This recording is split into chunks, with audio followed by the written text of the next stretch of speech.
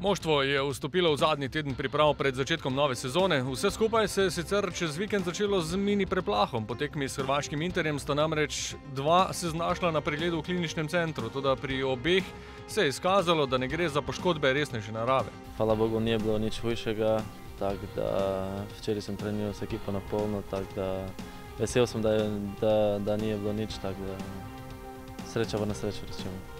Valon Ahmedi je bil že nekajkrat v situaciji, ko je moral priprave zaradi poškodbe prekiniti. Zato je bil strah upravičen. Toda zdi se, da je letos vseeno vse drugače, da na igrišču gledamo drugačnega Ahmedija. Do zdaj gre res ful dobro se počutim, tako da upam, da ostanem zdrav in da delam tako naprej. Ker vem, kad se počutim dobro, lahko dam vse za ekipo vse, tako da zelo sem vesel in upam, da bom držal to formo.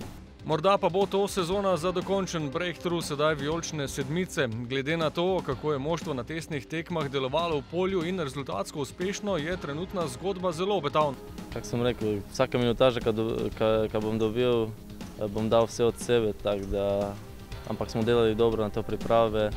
Prepričan sem, da bomo zelo dobro igrali isto na kvalifikaciju proti Zrinskemu, ker res po mojem mišljenju dobro izgledamo, tako da bomo videli naprej, kako bo šlo. Če delamo tako naprej, prepričan sem, da bojo prišle dobre stvari. Moštvo je v tem času dobilo tudi že prve informacije o prvem evropskem nasprotniku in se vsaj generalno seznanilo. Naredili smo analizo nasprotnika, tako da vemo malo, kako igrajo pa to, ampak če mi igramo naša igra, prepričan sem, da bomo dobro delali. Še pred potjo v Mostar pa zadnja močna preizkušnja. Ruski Krasnodar je bil v močni ruski Premier League v zadnjih 3 letih tretji in dvakrat četrti. Ob tem je v minuli sezoni igral tudi v osmini finala Lige Evropa. Ja, generalka v četrtek imamo Krasnodar, tako da bo zelo dobra tekma, ker dober nasprotnik. Bomo videli v četrtek.